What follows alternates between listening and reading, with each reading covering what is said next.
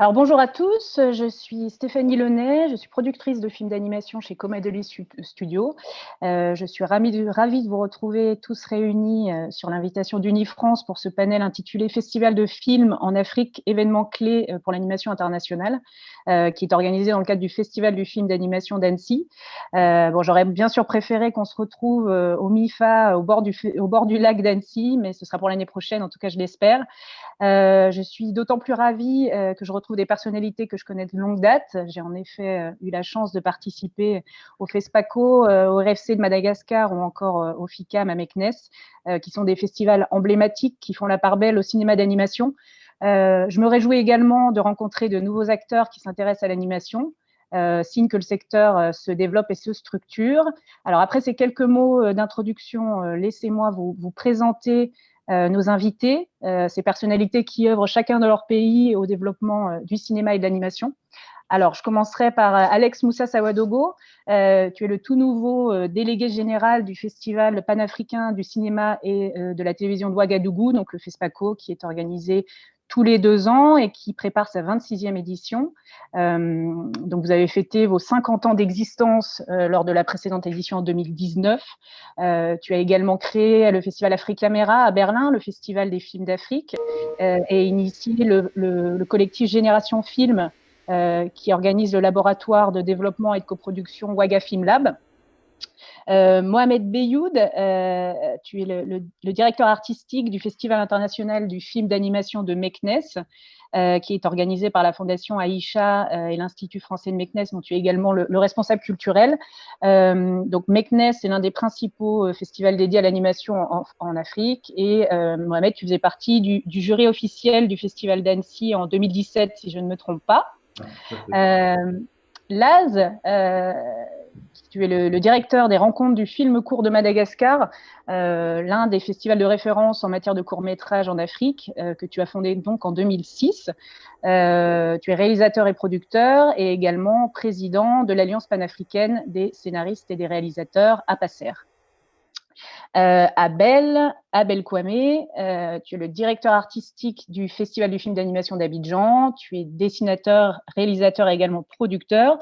Tu as fondé la société de production Africatoon à Abidjan, qui a produit pas moins de 5 longs métrages d'animation. Molly Khan, ah oui, voilà, que je vois ici. Donc, tu es le directeur du festival de court-métrage de Dakar. Tu es les réalisateurs et producteurs et tu organises bientôt la 4e édition de Dakar Court. Xavier Simonin, qui est comédien metteur en scène et président de l'association Globe, qui organise donc le festival À Sahel ouvert, donc au Sénégal, dans la région de Saint-Louis, et vous préparez votre 6e édition en 2022. Et enfin, Jérôme Sofosimo, qui est le délégué général de Caminaf, donc le festival du cinéma d'animation africain au Cameroun. Tu as fondé l'association Tous Anime, qui organise donc le festival Canimaf, et tu es également réalisateur et passionné d'animation.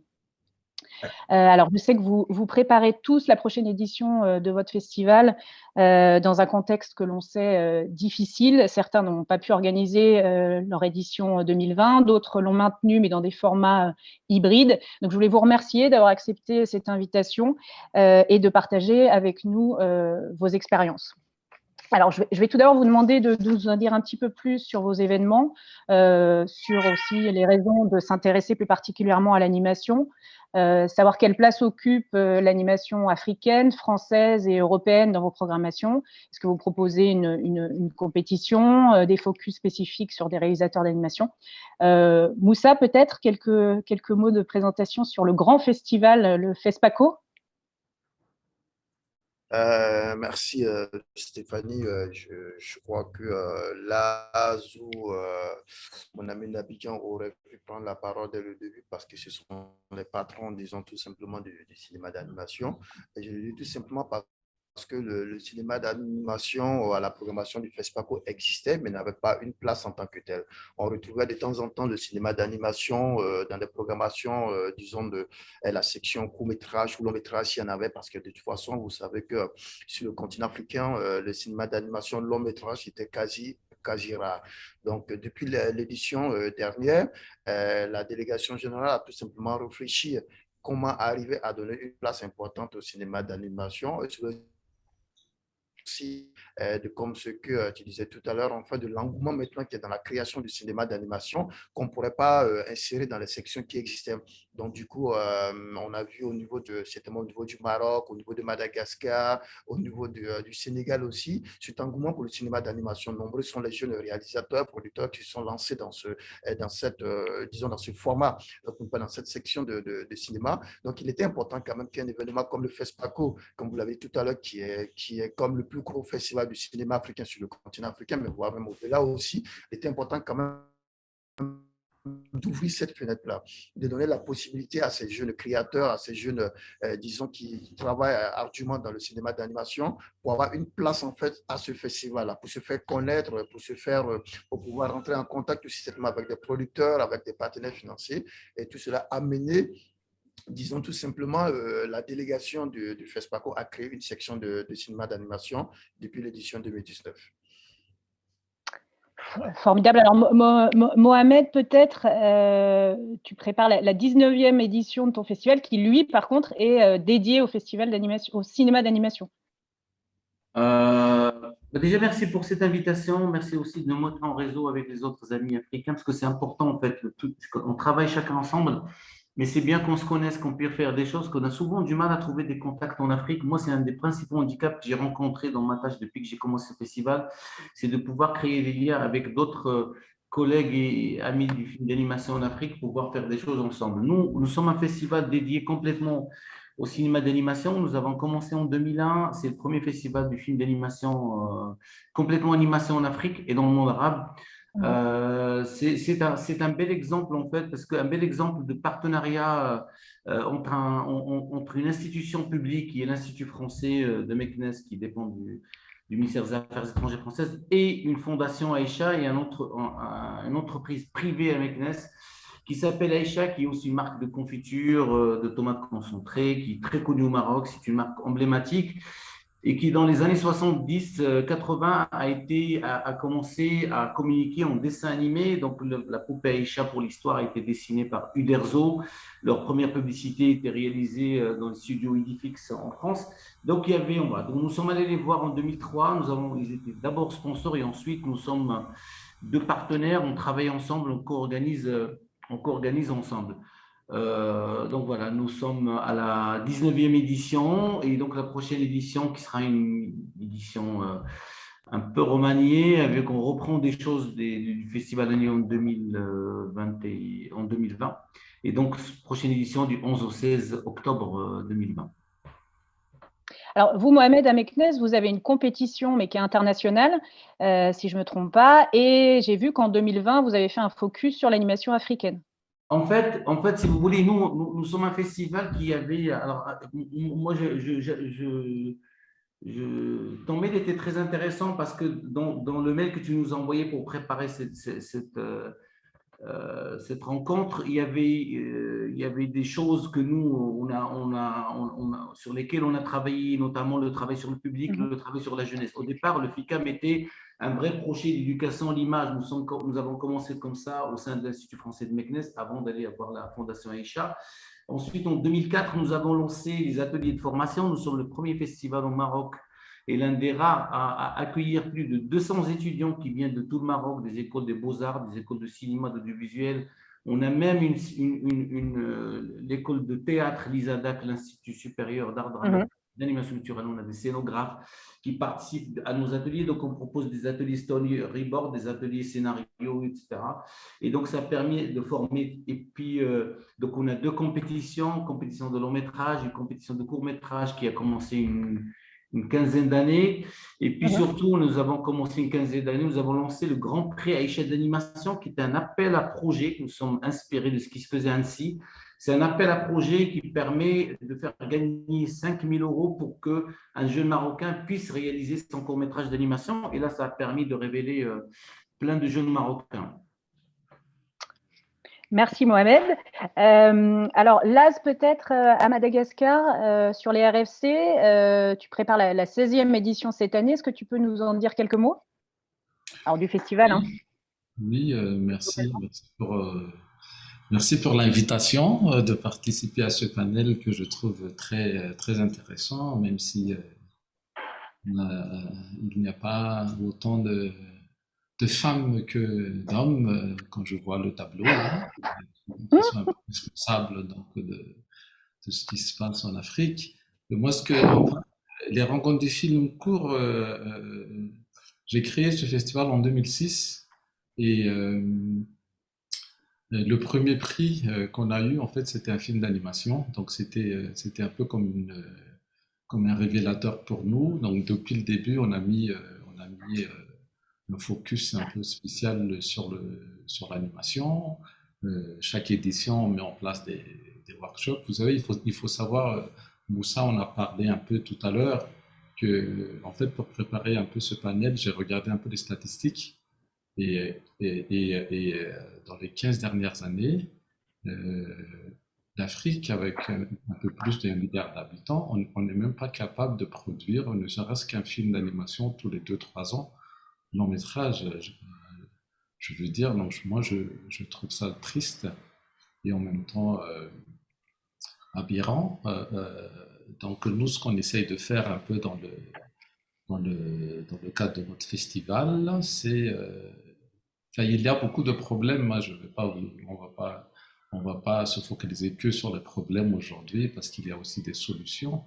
Euh, donc, on met en place des formations pendant le festival. On produit des films pendant le festival. Je peux vous citer quelques. Enfin, je peux vous citer quelques exemples en 2000. Enfin, je pense 2010-2011, on a mis en place avec le CFI une résidence où à la fin on a pu produire un film d'animation. On a pu aussi aider quelques réalisateurs à avoir une bourse pour aller au Summer School La Gobelin. On est présent depuis 3 ans maintenant au MIFA Annecy. Donc on essaye de faire ce qu'on peut dans le cadre des RFC, mais pour moi, c'est que des solutions d'urgence, en fait. Moussa disait tout à l'heure que le FESPACO a créé une section, une compétition film d'animation récemment, puisque ça date de l'édition dernière, je crois, 2019. Vous, au RFC, vous avez une compétition qui est panafricaine et qui a, depuis plusieurs années, effectivement, une section spécifique animation. C'est aussi pour encourager la production et la création africaine. Oui, en fait, depuis maintenant 2011-2012, donc nous avons une compétition panafricaine sur l'animation. Donc au début, on le faisait annuellement, mais on s'est rendu compte au bout de la deuxième édition qu'il n'y avait pas assez de films. Donc maintenant, on le fait tous les 2 ans. Donc la compétition panafricaine en animation, c'est tous les 2 ans. Et on reçoit quand même beaucoup de films, hein.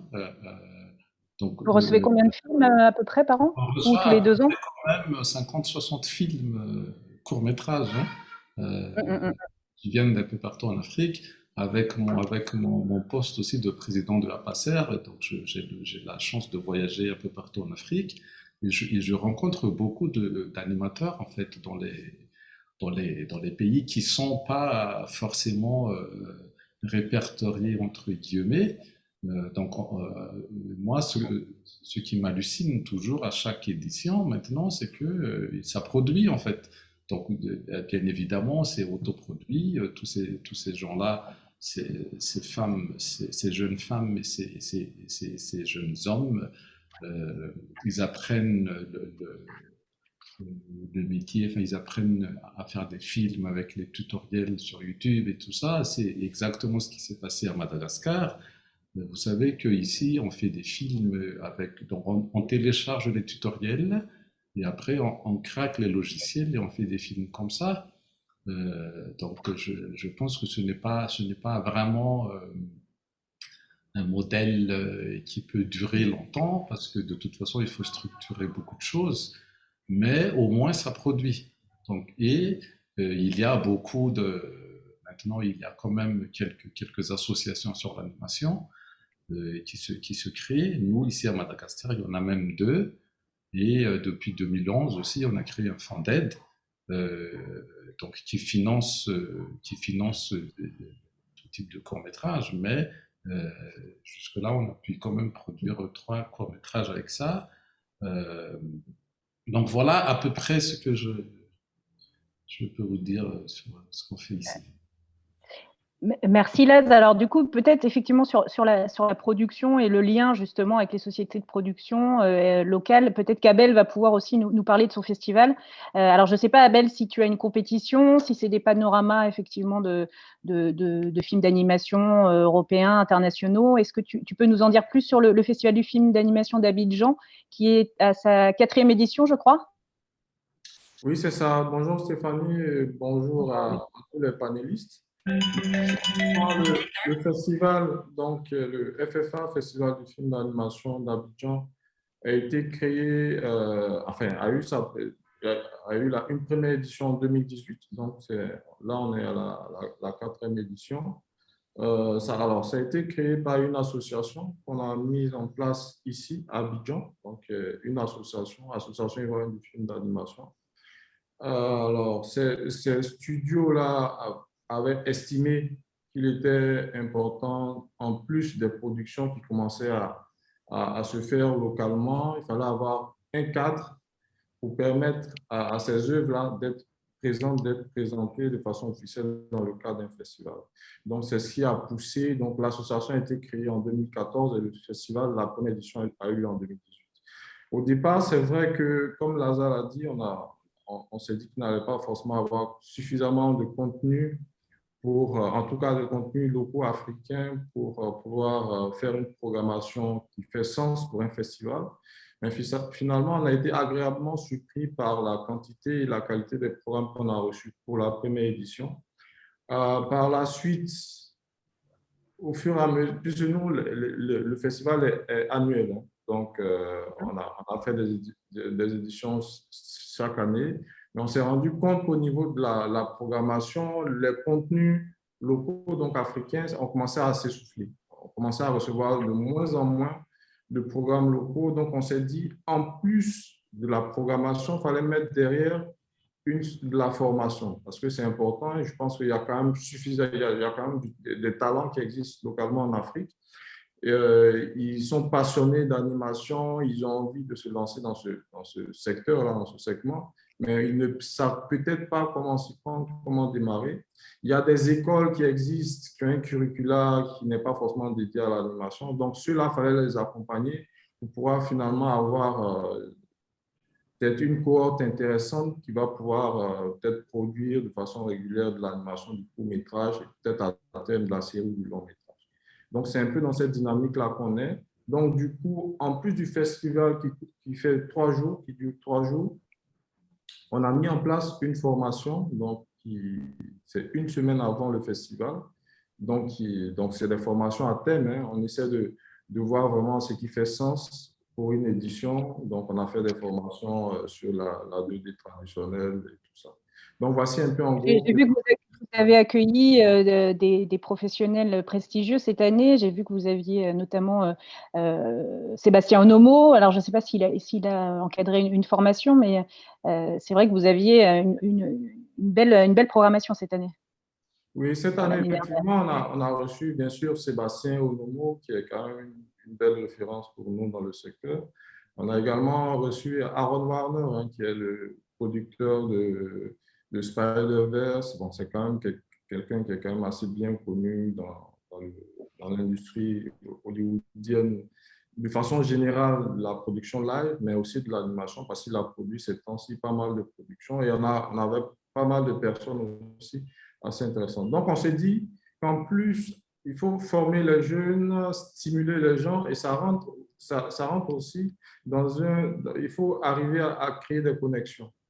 Arriver finalement à dire aux gens que c'est vrai que vous produisez, vous avez l'impression qu'il n'y a pas de débouché, mais en réalité, il y a vraiment beaucoup de choses à faire. Il y a vraiment à boire et à manger pour mettre en place un écosystème de production locale qui va bien sûr devenir une véritable industrie.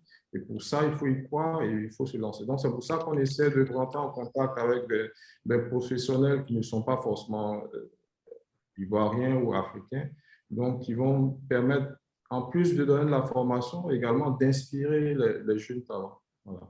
Mhm. Je crois que c'est aussi la démarche de Jérôme au Cameroun qui a créé donc le festival Canimaf, qui en est également à sa 4e édition, comme le festival d'Abidjan. Alors, Jérôme, est-ce que tu peux nous parler un peu de ton festival? Bonjour et merci de m'avoir invité et je salue mes copanélistes. Le Canimaf, en fait, je l'ai créé en 2017 à la suite d'une participation au festival d'Annecy qui a été soutenu notamment par l'Institut français du Cameroun. C'était lors d'une programmation de pitch spécial Cameroun que j'ai organisé avec mon association Tous Anime. L'idée, c'était en fait de permettre à un jeune créateur de pouvoir participer au pitch animation du monde. Alors, j'ai contacté Annecy qui a accepté de soutenir le Cameroun au processus pour permettre à un lauréat de participer notamment au pitch, ce qui a été fait en 2018 avec succès. Et lors de mon retour, donc, j'ai décidé avec l'association que j'avais créée Tous Anime de m'impliquer le festival Canimaf pour soutenir la production locale et permettre de pouvoir les salles sont fermées. Allô? C'est pas sûr. Je crois que tu as quelques petits problèmes de connexion, mais c'est revenu, je crois. Oui. Alors, je disais, la plupart des salles en Afrique sont fermées et nous avons uniquement les instituts français qui nous permettent de diffuser des productions avec l'arrivée de Canal Olympia. Donc, on a vu qu'il était intéressant de pouvoir fédérer tous ces jeunes-là qui font de l'animation, afin qu'ils puissent se faire connaître. Donc, c'est ça que j'ai mis sur pied, l'association a mis sur pied le Canimaf, qui en 3 années a quand même permis de révéler beaucoup de jeunes talents, notamment beaucoup de jeunes studios qui travaillent beaucoup dans l'ombre. Donc, dans le festival, nous avons plusieurs activités de formation, comme mes compagnons l'ont dit. Le festival est vraiment acté sur les séances d'ateliers. Donc, nous avons des formations pratiques par thème. Cette année, par exemple, nous allons insérer une résidence artistique qui va permettre aux jeunes créateurs pendant 10 jours. Projet, ouais. Allô? C'est un nouveau projet. La résidence est un nouveau projet de Canimaf. Oui, Canimaf, oui. Donc, pendant 10 jours, de pouvoir travailler sur la partie développement d'un projet pour pouvoir avoir un dossier de production assez fourni pour que le producteur puisse pouvoir, par exemple, postuler à des appels à projets comme au Discop ou au Duban Talent ou au pitch animation du monde. Donc, l'idée, c'était en fait, parce qu'on a beaucoup de créateurs, par exemple, de scénaristes qui ont de belles idées, mais qui n'arrivent pas à fédérer des jeunes autour d'un projet pour pouvoir faire la partie conception. Donc, l'idée, c'est justement de faire une résidence artistique de 10 jours, soutenue par l'Institut français, pour permettre justement, pour sortir de cette résidence, on est 2, 5 ou 3 projets bien fournis en termes de contenu visuel, en termes de structuration, en termes de bibliographique, pour que le producteur ou le réalisateur puisse pouvoir vraiment passer à la phase de recherche de financement. Alors, je crois qu'au Sénégal, dans le cadre du festival à ciel ouvert, il y a également un projet de résidence de création. Donc, Xavier nous parlera donc dans le cadre d'un festival qui, lui, est pluridisciplinaire et qui a un positionnement un petit peu différent. Peut-être, Xavier, tu peux nous parler de ton événement qui s'intéresse depuis peu de temps finalement à l'animation. Je crois que ça date de l'édition dernière où vous avez réalisé un film d'atelier en stop motion. Oui, exactement. Merci Stéphanie. Bonjour à tous. donc Xavier, depuis Dakar. On a créé le festival à ciel ouvert il y a 10 ans et c'est un festival qui a pour particularité d'être extrêmement décentralisé. On est en grande ruralité sénégalaise, en l'occurrence, face à la Mauritanie et non loin du Mali. Et on a installé le festival dans un village de la ruralité. Et on a essayé de voir comment, à cet endroit où les enjeux sont quand même assez forts, parce qu'on est très éloigné de tout, parce que le climat on est en zone vraiment désertique, on est sur un couloir de migration, on est dans une zone encore active d'un certain nomadisme, bon, etc., etc., etc. Comment les artistes et la culture pouvaient agir sur ce qu'on appelle le développement. On a gradué notre action en partant d'art plus accessible et plus évident pour les populations, donc le théâtre, la musique, la danse, et puis on a gradué jusqu'à arriver aux arts numériques, au digital et au cinéma. Et donc, on a envisagé le cinéma à partir de 2018 en produisant 2 courts-métrages. Alors, je ne vais pas vous dire comment on fait parce que je pense qu'on fait tous plus ou moins pareil, sous forme d'atelier. On essaye d'avoir un groupe de jeunes à parité pour faire plaisir à Laz. On essaie toujours d'avoir une parité dans nos groupes, ce qui n'est pas sans difficulté, effectivement, et il a raison de le pointer, en tout cas en ruralité, en milieu traditionnel. Il y a aussi des obstacles à surmonter pour les jeunes femmes ou même les femmes tout court dès qu'elles sont mariées.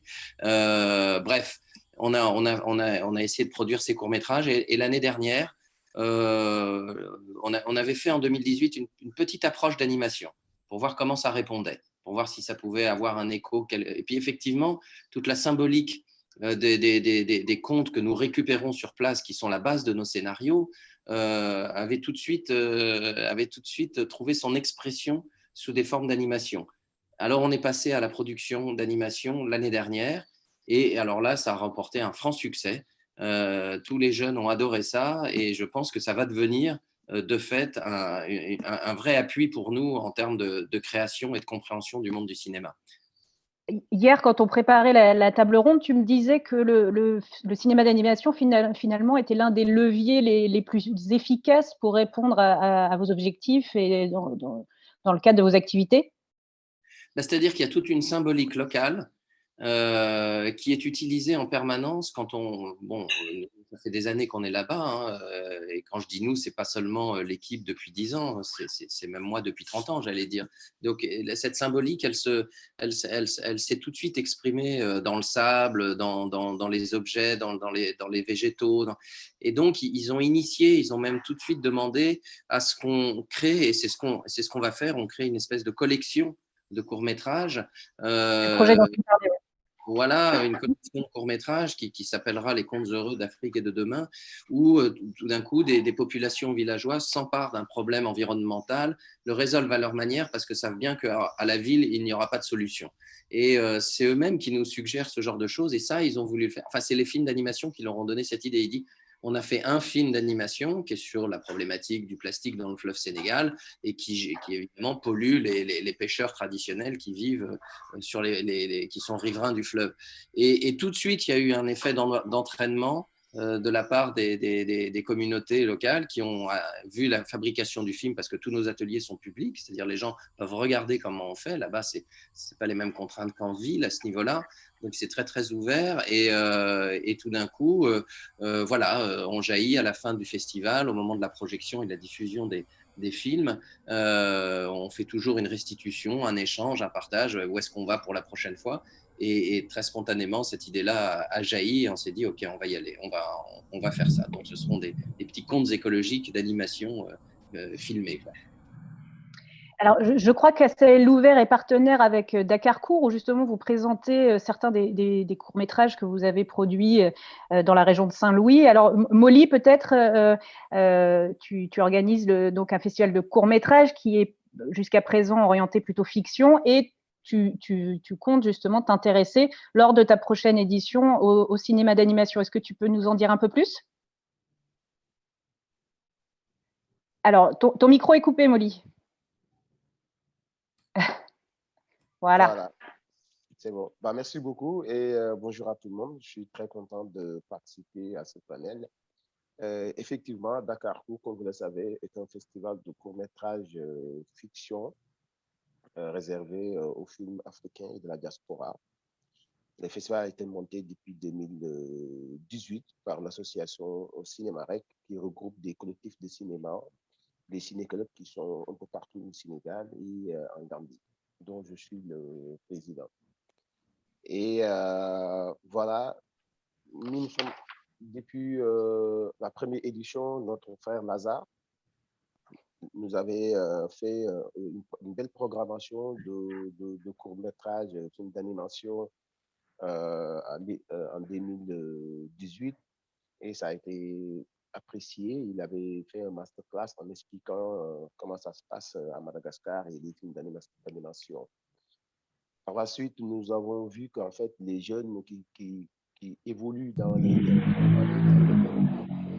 au Sénégal commençaient en fait à travailler sur des projets d'animation. Et récemment, nous avons reçu une dizaine de projets d'animation qu'on a d'ailleurs envoyés à Festival d'Antilles. Et l'idée, c'est vraiment cette année, en 2021, en décembre, la rentrée des films d'animation dans Dakar pour qu'on puisse avoir une place méritée, parce qu'actuellement, les jeunes qui sont dans les ciné-clubs commencent à s'activer dans ce format-là. Il est très important de le valoriser sur des focus. Il n'est pas encore dans la compétition, mais sur des focus, comme on l'a fait avec Lazare, on le fera cette année avec le Festival d'Antilles, une carte blanche de court-métrage d'animation qu'on va montrer cette année. Très bien, merci Molly. Alors, c'est vrai qu'on lit souvent l'animation au jeune public, bien que l'animation adulte se développe, on le sait bien, mais je voulais savoir si votre orientation envers l'animation était liée à un souci particulier envers le jeune public. Alors, je voulais souligner effectivement vos actions dans vos différents festivals vers les scolaires, vers les enfants, parce que c'est vrai que j'ai un souvenir assez ému d'avoir assisté à des séances scolaires, que ce soit à Meknes, au FICAM ou au RFC de Madagascar. Et c'est vrai que bien souvent, en fait, vos festivals c'est là qu'en fait les enfants ont leur première expérience de cinéma. C'est vrai que c'est assez formidable d'assister à ces premières émotions cinématographiques. Alors, effectivement, je voulais vous entendre un peu sur ces actions en direction du jeune public. Et est-ce que vous avez l'impression de faire émerger les jeunes cinéastes de demain, ou en tout cas les cinéphiles de demain? Peut-être Laz ou Mohamed? Alors, juste pour Meknes, en fait, ce n'est pas exclusivement. Alors, le temps ne me permet pas de parler de toutes les activités du festival, parce qu'on a quand même une vingtaine d'années d'expérience. Nous avons, ce que je disais tout à l'heure, nous avons construit un public. Ce n'est pas un festival exclusivement adressé aux enfants. C'est-à-dire que c'est un festival dont l'enfance est le socle, puisque c'est l'avenir du Maroc, c'est l'avenir de ces pays, c'est l'avenir de toute l'Afrique. Donc, il faut éduquer ces enfants à l'image, il faut leur donner le sens, un sens critique pour qu'ils puissent décrypter ensuite les choses. Donc, on fait ce travail-là, comme on le fait à l'Institut français de Meknes, parce qu'on dans le réseau des instituts français, on a des projets d'éducation à l'image, une opération qui s'appelle Séquence Jeunes, inspirée de ce qui se fait en France. Donc, il y a ce travail avec l'enfance, mais on a aussi des séances familiales qui marchent très, très bien. On a la chance d'avoir à l'Institut français un théâtre qui est numérisé, mais qui est aussi équipé en 3D, donc en relief. Donc, les séances familiales marchent très bien. On a inventé les dimanches une formule qui s'appelle le pique-nique FICAM, où les familles viennent voir 2 films et un sandwich. C'est dans les 5 €, c'est une formule où ça marche très bien, où les billets se vendent vite. Alors, on est aussi un festival qui a éduqué les gens à acheter leurs billets, parce que c'est très, très important. Nous sommes des pays où la gratuité est monnaie courante, si je peux me permettre.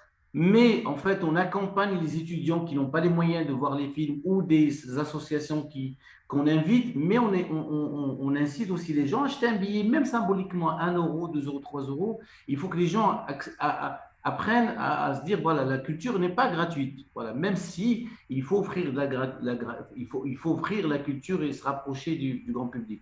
Donc, nous avons la compétition du court-métrage ne s'adresse pas aux enfants. Il est d'ailleurs depuis le départ à 21h pour bien faire comprendre aux gens que ça ne s'adresse pas aux enfants.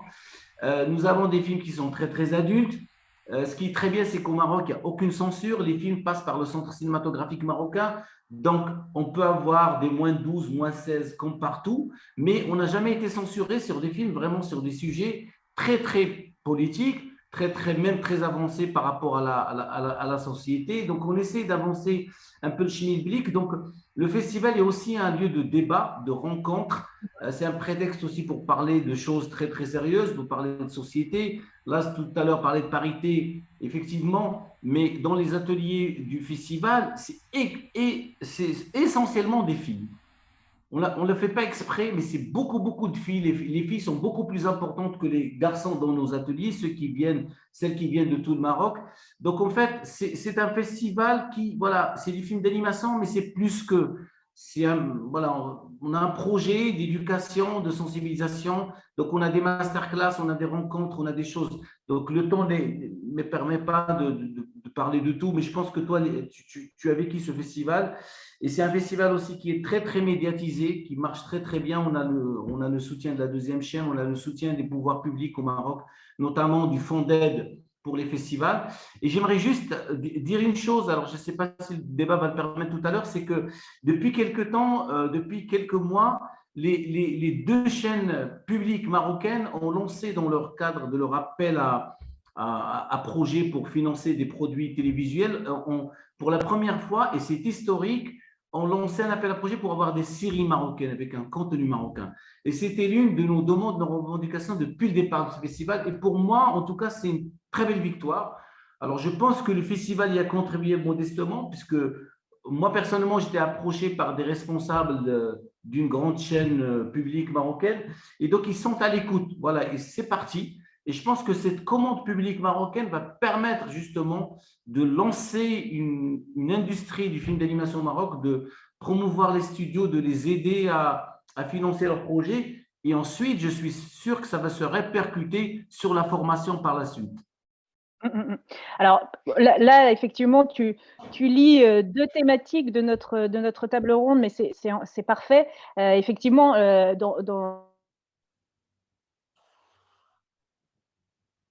Ah, je crois qu'on a un problème. Alors, Stéphane, tu es là? Bah, oui, je vous entends. Oui, c'est Alors, bon. c'est bon, ça Il y a eu une Tout le monde est là? Oui, donc on parlait effectivement des dispositifs d'éducation à l'image ou des dispositifs en faveur des scolaires ou de jeunes publics qui a pu susciter des vocations. Molly me parlait du travail qu'il faisait avec les ciné-clubs à travers tout le pays.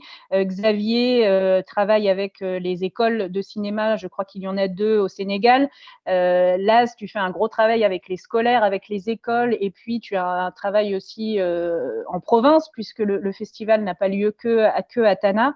Alors effectivement, je suppose que tous ces dispositifs ont pu, encore une fois, susciter des vocations et qu'il y a une grosse demande de formation, puisque dans vos pays, il n'y a pas toujours d'écoles de cinéma comme au Sénégal, par exemple, en tout cas encore moins d'écoles d'animation.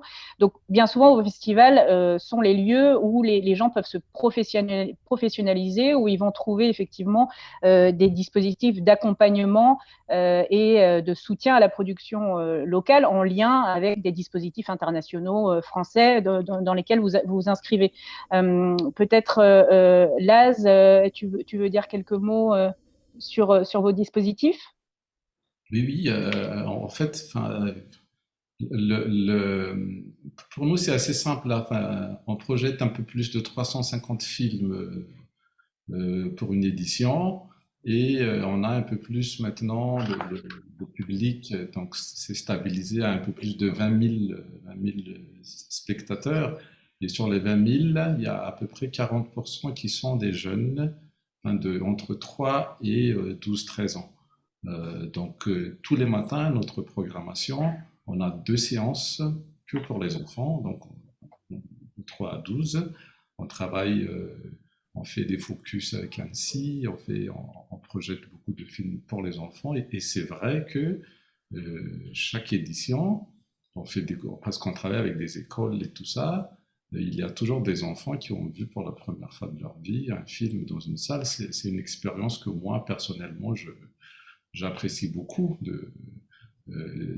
C'est des séances qui se remplissent très vite.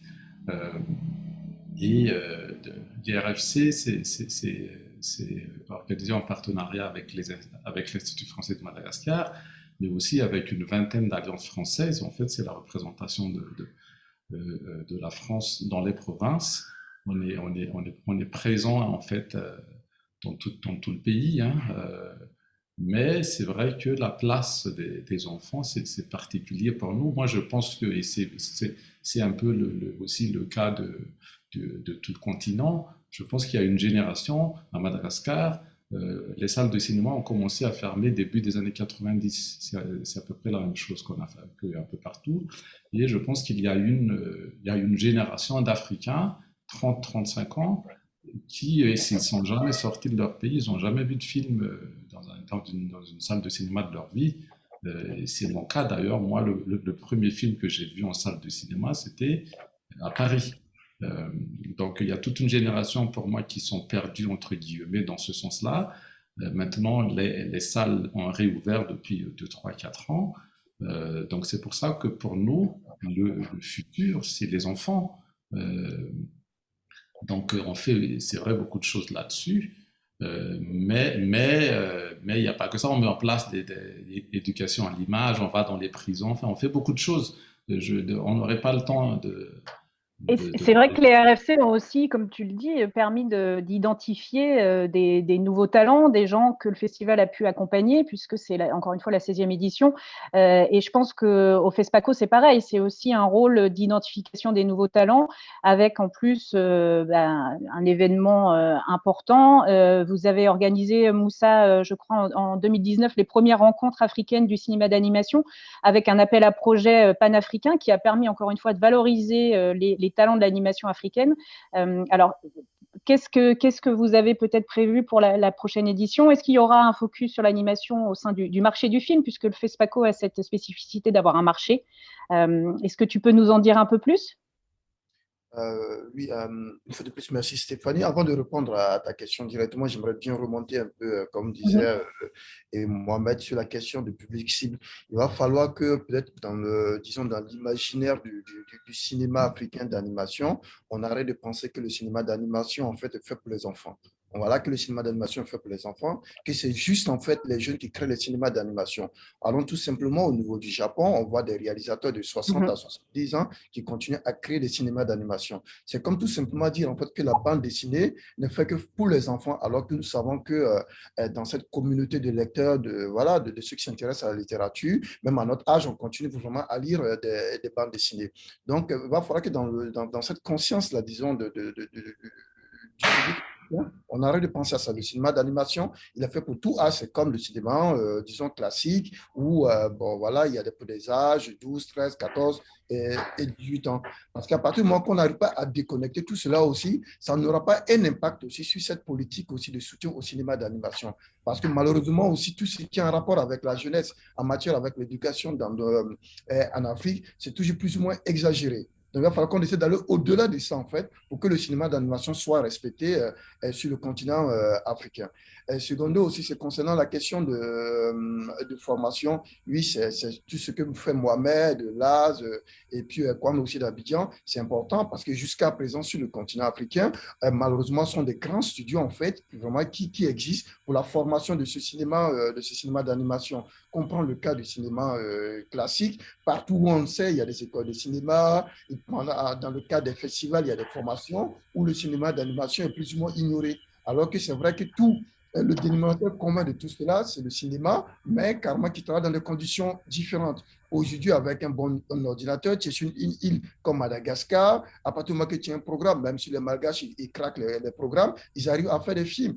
car ici, seul ou à deux, on arrive, alors que le cinéma classique, c'est différent. Donc, il va falloir aussi qu'on essaie de réfléchir profondément aussi comment on peut soutenir aussi, disons, ce format de cinéma. C'est beaucoup ignoré, même dans les politiques de cinéma local, un peu partout, pour ne pas dire national. Le cinéma d'animation est toujours ignoré et on le voit même dans les appels de cinéma, dans les appels à fond de projets qu'on fait pour ces projets-là. On a l'impression que, bon, ça n'existe pas, ce n'est pas vraiment quelque chose d'important pour le cinéma, alors que c'est là vraiment que naît vraiment la créativité, la liberté quand même à plusieurs réalisateurs, à producteurs, de créer sans pression en réalité.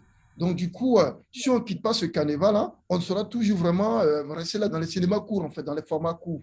Donc, du coup, il faut pousser vraiment les politiques, disons, les créateurs, les organisateurs, pour qu'on aille encore plus haut, pour espérer avoir des longs métrages. Les Ivoiriens en ont déjà fait sur Sundiata et autres, en fait, qui pourraient aller plus fort. Le collectif au niveau d'Abidjan, quoi, mais peut-être on pourrait en dire plus, en fait. Ils ont travaillé quand même à faire de longs métrages. Voici ce qu'on en a besoin, en fait, là. C'est ce qui pourrait quand même essayer de changer un peu, disons, l'industrie du cinéma d'animation sur le continent africain.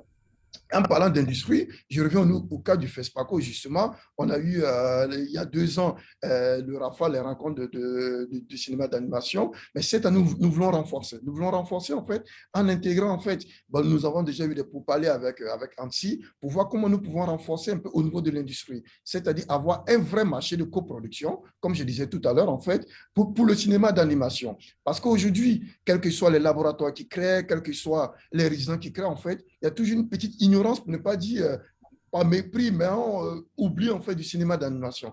Donc, nous, le FESPACO, on essaie quand même de pouvoir renforcer, on veut renforcer le marché de coproduction. Nous, on a déjà des pourparlers avec le MIFA, que vous connaissez très bien d'Annecy, pour voir comment il peut avoir une place spéciale en fait pour la coproduction du cinéma d'animation.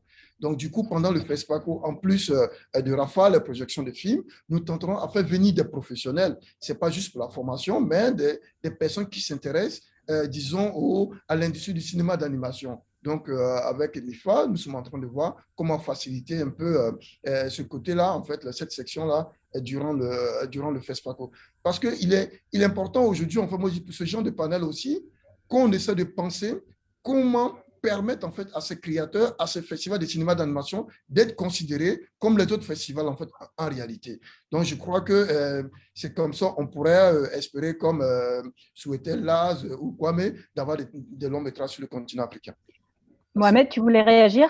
Je voudrais juste réagir par rapport à ce que disait notre ami Alex Moussa, c'est que en fait il peut pas y avoir il faut absolument que les pouvoirs publics, que les chaînes publiques puissent investir pour qu'ils puissent avoir un marché, une industrie. On peut pas, effectivement, c'est bien de travailler avec ANSSI, mais en fait, la France est un très bon exemple puisque les chaînes publiques, France Télévisions, investissent beaucoup dans du film d'animation français avec une identité, etc., etc. Nous, on n'a pas ça chez nous.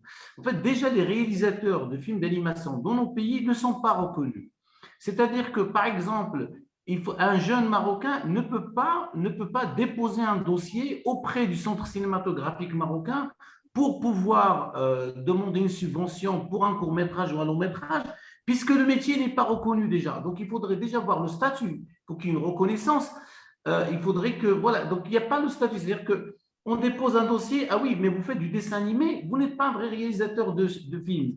Il y a déjà un travail à faire auprès du pouvoir public, auprès des chaînes de télévision, pour qu'ils puissent avoir les moyens, de l'argent, pour que les gens puissent investir. Sinon, on va rester dans des petites expériences disparates ici et là, avec quelques tentatives, des choses qui se font comme notre ami en Côte d'Ivoire qui fait de très belles choses, mais c'est insuffisant pour pouvoir vraiment parler d'industrie ou de marché. C'est impossible de parler de marché dans le film d'animation en Afrique si les chaînes publiques, si les pouvoirs publics ne s'investissent pas. Alors, ce rôle effectivement de lobbying, j'allais dire, auprès des institutions publiques, c'est aussi ce que vous faites dans vos festivals. Peut-être, Abel, tu veux réagir? Oui, tout à fait. Je pense que le débat est quand même assez intéressant sur l'accompagnement des pouvoirs publics, le cadre que met en place les pouvoirs publics pour accompagner l'animation. Aujourd'hui, en Côte d'Ivoire, on a différents dispositifs qui accompagnent de façon générale l'industrie du cinéma et de l'audiovisuel. Et aujourd'hui, les acteurs de l'animation localement sont quand même assez bien implantés. Par exemple, on a un fonds ici qui s'appelle le fonds SIC. Et moi, par exemple, je suis membre de ce fonds-là en tant que producteur de films d'animation. Donc, ça veut dire déjà qu'il y a un intérêt des pouvoirs publics, en tout cas en Côte d'Ivoire, par rapport à ce qui se fait et par rapport à toutes les productions qui ont été faites. Maintenant, il y a bien sûr les chaînes publiques là, qui essaient de mettre un peu d'argent. Pour l'instant, ils ne mettent pas suffisamment d'argent à disposition pour les productions d'animation. Mais je pense qu'au fur et à mesure, il y a un gros travail de lobbying qui est fait. On essaie de sensibiliser ces différents acteurs-là pour qu'ils puissent définitivement comprendre que produire de l'animation, déjà pour les chaînes de télé en série, ça coûte cher et ça prend du temps. Et il faut donc qu'ils accompagnent et qu'ils arrivent à, par exemple, ouvrir des grilles qui sont dédiées donc à ces programmes locaux. Donc, je pense que c'est à nous, acteurs, hein, finalement, de ce secteur-là, de pouvoir s'organiser déjà à travers ce qu'on fait déjà. Hein. Les festivals, Mohamed l'a dit, hein, c'est le fait qu'il y ait 19 ans de FICAM, c'est ça qui a poussé en fin de journée les pouvoirs publics à ouvrir une lucarne pour ça. Donc, je pense que le travail a déjà démarré, il est en cours. Et je pense qu'on est tous optimistes ici, c'est pour ça qu'on est là. Et je pense que tout doucement, les choses vont se mettre en place. Derrière, c'est à nous vraiment de profiter de ce qui existe. Bon, sur certains territoires, bien sûr, les auteurs, les producteurs de films d'animation ne sont pas reconnus.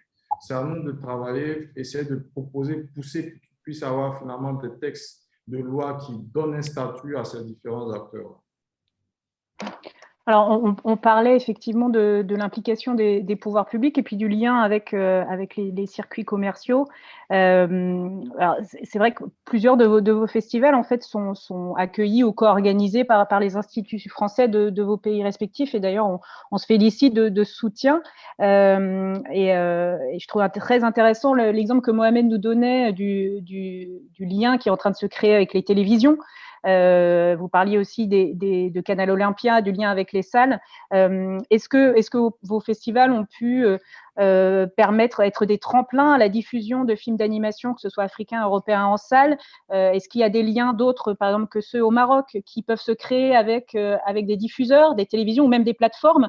Est-ce que ça existe déjà ou est-ce que c'est un objectif pour vos festivals? Peut-être, ouais. Oui, moi, pour aller un peu dans le sens, hein, avant que Moussa il nous quitte là, je pense que enfin, ce qu'on est en train de faire, en fait, comme je commençais à le dire au début, c'est que des solutions d'urgence. Mais la vraie solution, c'est vraiment que les pouvoirs politiques ils prennent leurs responsabilités. Vous savez, moi, personnellement, j'ai rien contre Dora ou délibérer, libérer, tout ça. Mais je pense qu'à un moment donné, il faut que les Africains, il faut que nous, parce que et c'est d'autant plus important quand on parle d'animation, parce que globalement, même si on fait aussi des films pour adultes, on s'adresse quand même beaucoup aux enfants. Donc, on parle d'éducation. Donc, si on veut vraiment, à un moment donné, il faut que nous, Africains, on éduque aussi les enfants avec des images que nous produisons. C'est-à-dire que l'argent pour faire nos films, il faut que ça vienne majoritairement de l'Afrique. Maintenant, vous savez très bien et c'est pour ça d'ailleurs qu'on n'arrive même pas à faire un ou deux films tous les 2-3 ans de long métrage, parce que l'argent pour faire ces films, ils viennent pas d'Afrique, ils viennent de l'hémisphère nord, ils viennent de l'Europe essentiellement. Donc, on peut faire des choses. Nous, vous savez, ça fait 16 ans ici qu'on fait ce que nous faisons. Donc, c'est des pansements. Mais au bout d'un moment, les statistiques maintenant, et là, je parle pas que des films d'animation, je parle du cinéma en général. Maintenant, il y a une dizaine de pays en Afrique qui ont pu instaurer un fonds d'aide pour faire des films. C'est pas suffisant. Et encore, c'est très récent, ça date de 3, 4, 5 ans. Stéphanie? Donc, oui, tu vas devoir nous laisser, Moussa. Je vais prendre ton job de modérateur parce que ce jeune malgache, il a tellement de choses dans la tête. Il est loquace. il fera le panel, quoi. Ouagadougou est quelqu'un d'important. Malheureusement, il faut que je parte, mais c'est tout simplement là, excuse-moi si je te coupais la parole, je suis désolé. C'est pour ajouter juste avant de vous quitter, c'est de moi, je pense que l'impératif, en fait, c'est d'avoir vraiment, pour ne pas dire un réseau, voire un marché des cinémas d'animation sur le continent africain. Voilà. Parce que, comme disait mon ami Mohamed, quand je donne à Annecy, bon, c'est question c'est du fait qu'ils ont déjà l'expérience sur ce gros marché de cinéma d'animation. Mais moi, je pense que si on arrive vraiment à fédérer nos actions, pour ne pas dire avoir, je préfère pas utiliser le mot plateforme de marché africain de cinéma d'animation, je pense que les Marocains, les Algériens, les Malgaches, en fait, ils auront plaisir aussi de voir des cinémas produits en Afrique subsaharienne et l'autre côté. C'est comme ça qu'on pourra fédérer. Moi, je pense qu'à partir du moment que nous, professionnels, en fait, on ne fait pas le pas pour pouvoir mettre en place ce genre de plateforme, de structure, en fait, on aura du mal, en fait, à interpeller, en fait, ceux qui devraient consommer la chose, c'est-à-dire ceux qui devraient s'investir, c'est-à-dire les télévisions, les plateformes. Dans l'autre section de cinéma, ça marche très bien. Donc, il va falloir qu'on y aille. On a la chance d'avoir, disons, Mohamed, je peux dire que c'est la figure de proue de cinéma d'animation, c'est connu, c'est une référence. Et puis, je crois qu'il a plus de moyens que nous aussi. Moi, tout simplement, je lui donnerai en fait le bâton pour pouvoir démarrer, disons, ce marché. On sera content, Ivoiriens, Malgaches, Sénégalais, de se retrouver là pour en parler d'une manière très profonde avec des actions et des stratégies. Moi, ce que je peux dire, bon, cette année, ça va être un peu short, mais je verrai dans le cadre en fait de cinéma d'animation. Bon, là, bon, s'il fait partie de mon comité de sélection, c'est celui qui serait là. Bon, mon frère Abel, il est juste à côté à Abidjan. Le Sénégalais, c'est l'invité d'honneur de toute façon au FESPACO. Bon, le Marocain, il y aura un Maroc qui vient à Ouaga. Donc, vous voyez, on est tous ensemble à Ouaga. On pourrait en 2-3 heures en discuter pour en profiter en fait là. Donc, voilà ce que je voulais ajouter avant de vous quitter en fait là. Voilà. Moussa, est-ce que tu peux juste rappeler les dates du FESPACO cette année? Le FESPACO aura lieu du 16 au 23 octobre. Voilà. Ouais. Très bien, bah, rendez-vous à Ouaga alors. Alors Moussa va nous quitter, il nous reste encore 5-10 minutes pour continuer à échanger. Peut-être Jérôme au Cameroun, est-ce que tu veux réagir effectivement sur ces questions au revoir Moussa, d'implication des institutions, de liens avec les salles ou les télévisions locales, est-ce que tu veux réagir ou sur la professionnalisation? En fait, les autres ont déjà presque tout dit. C'est vrai que chaque pays a sa particularité. Ici au Cameroun, notamment, c'est encore vraiment difficile. On a beaucoup du mal à associer les pouvoirs publics pour soutenir le domaine de l'animation. Mais je pense que c'est un travail qu'il faut continuer à faire parce que avec le temps, ils vont finir par voir l'importance. Ici, par exemple, chez nous, les chaînes de télé, la plupart sont orientées politiques. Donc, il n'y a quasi plus de programmes pour jeunesse. Donc, c'est très difficile même déjà d'avoir un partenariat. C'est très difficile pour nous absolument d'avoir un partenariat avec une chaîne privée ou une chaîne publique, notamment dans le cadre du festival. Ce qui fait que, comme ce sont des personnes, je dirais, âgées qui tiennent le pouvoir, donc la plupart pensent que ça ne concerne que les enfants. Donc, on se dit l'animation, c'est pour les enfants, ça n'intéresse pas des personnes adultes. Donc, du coup, ils ont du mal à comprendre ce que c'est que déjà le cinéma d'animation. Donc, ce qui fait que, bon, nous, on essaie de continuer à travailler dans ce sens pour pouvoir les pousser à comprendre que c'est une industrie qu'il faut développer, notamment pour la culture africaine, parce que nous continuons à regarder les dessins animés qui se font ailleurs et qui véhiculent d'autres cultures que la nôtre. Donc, on s'est dit qu'il faut forcément y arriver, pousser les jeunes. C'est pour ça que le premier objectif que j'ai, par exemple, avec l'association, c'est de faire comprendre aux enfants déjà ce qu'ils voient à la télé, ils sont capables de le faire. Donc, vu que ce sont les enfants qui regardent beaucoup les dessins animés, donc il faut qu'ils comprennent déjà que ce qu'ils voient à la télé, ils sont capables de les faire, ils sont capables eux-mêmes de raconter leurs histoires.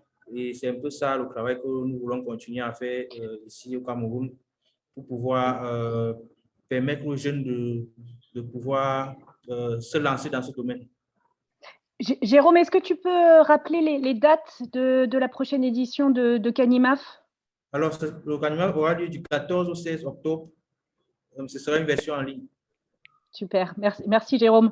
Je voulais donner la parole à Xavier qui m'a parlé hier d'un projet de centre de formation à la production artistique avec une formation dédiée au cinéma sur une année. Il y a un gros projet de l'association Globe et du festival à ciel ouvert. Alors, je ne sais pas si Xavier est toujours là. Si, le voilà. Et puis peut-être Xavier, pour conclure aussi, nous redonner les dates de la prochaine édition qui sera en 2022, je crois. Oui, tout à fait. Excusez-moi, parce qu'il y a une autre réunion qui a commencé à côté. Le prochain festival aura lieu le 25, 26 et 27 février 2022. Et effectivement, on a au bout de 10 ans d'action sur le terrain, on répond à une demande forte des populations qui nous voient venir et repartir à chaque fois. Enfin, on est très présent, mais pas de manière pérenne.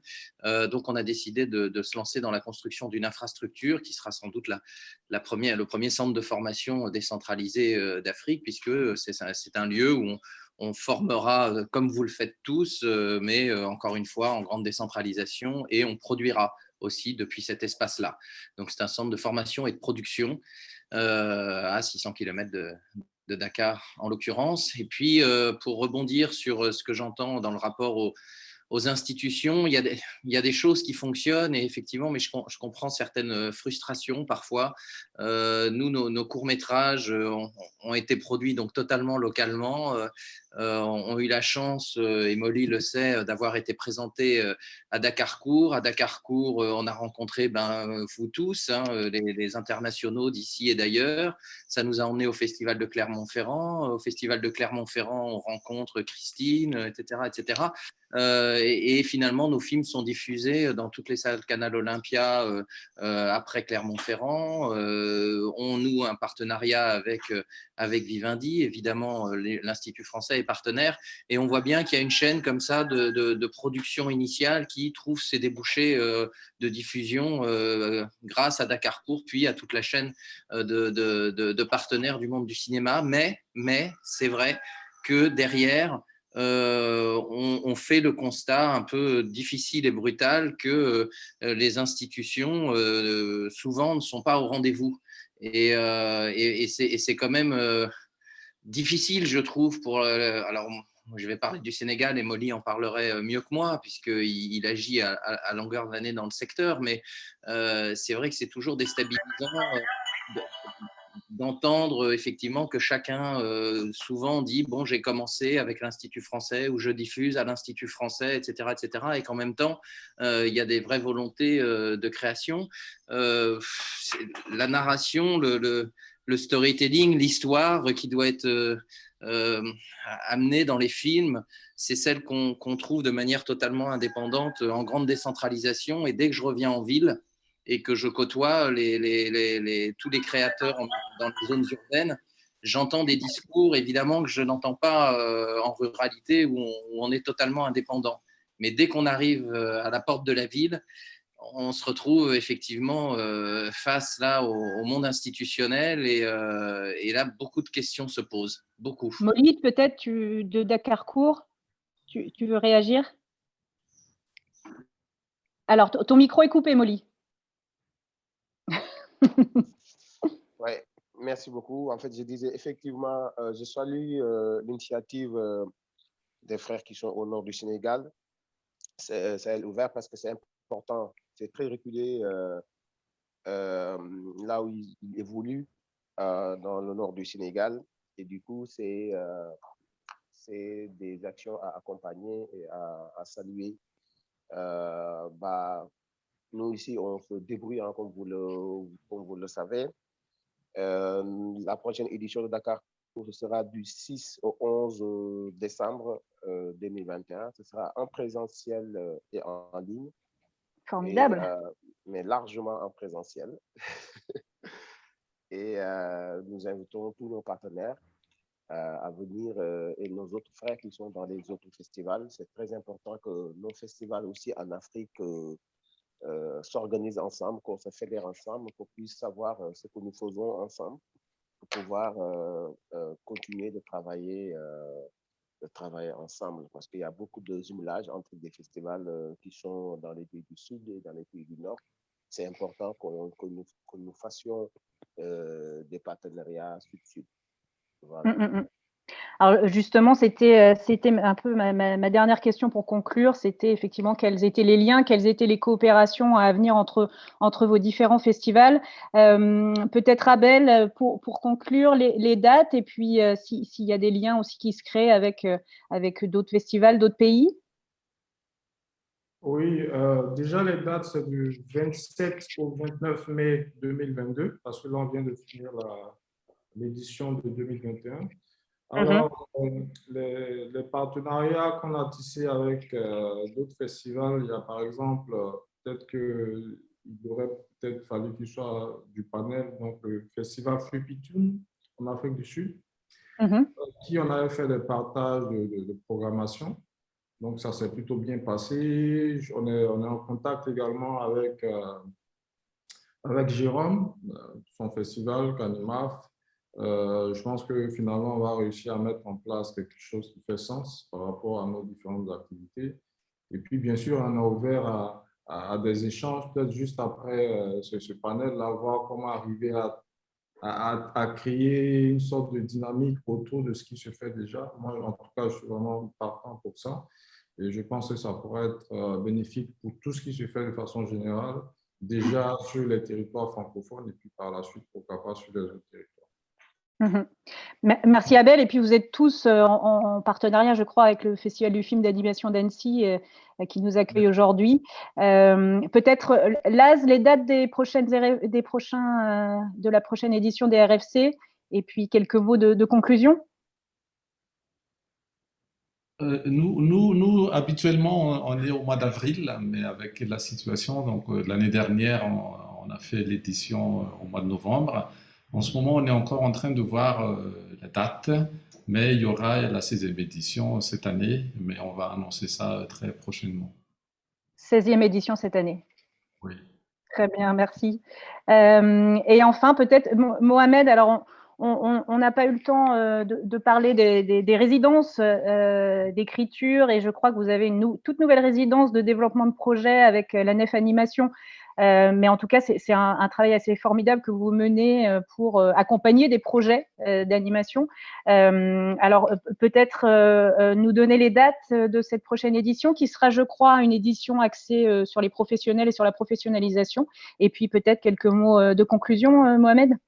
Alors, la prochaine édition, c'est du 11 au 16 octobre. Donc, c'est une édition en présentiel puisque les salles, le gouvernement marocain a permis de réouvrir les salles dans un jauge de 50% par rapport à la capacité de la salle.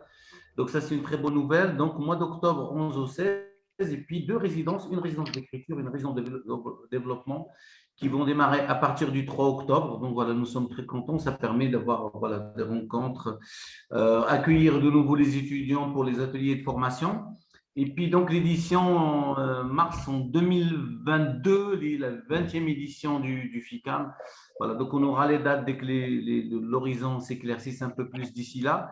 Sinon, moi, je suis très content aussi. Je remercie le Festival d'Annecy pour la carte blanche qu'il nous a réservée, carte blanche cinéma d'animation du Maghreb, qu'on a intitulé Le Grand Maghreb animé. Voilà, merci beaucoup à toute l'équipe d'Annecy et merci à vous aussi pour cette belle initiative. Donc, on fêtera les 20 ans du FICAM l'année prochaine, Mohamed, tous ensemble. Inch'Allah, et j'espère vraiment voir tout le monde venir à Meknes. Et encore une fois, c'est bien d'avoir qu'on soit en réseau, qu'on puisse travailler ensemble, parce que pour pouvoir avoir des films d'animation de tous les pays africains dans nos compétitions, dans nos cartes blanches, voilà, le meilleur moyen de repérer les artistes, c'est de passer par les collègues qui sont présents aujourd'hui. Eh bien, merci à tous d'avoir participé à ce panel. Merci à Unifrance, bien sûr, d'avoir créé l'occasion de nous retrouver. Merci au Festival d'animation de nous accueillir. Et puis, voilà, encore une fois, un grand merci à vous parce que vous êtes des acteurs essentiels du développement de l'animation en Afrique. Et puis, rendez-vous cette année ou l'année prochaine pour la prochaine édition de vos festivals. Merci à tous. Merci. Au revoir. Au revoir. Au revoir.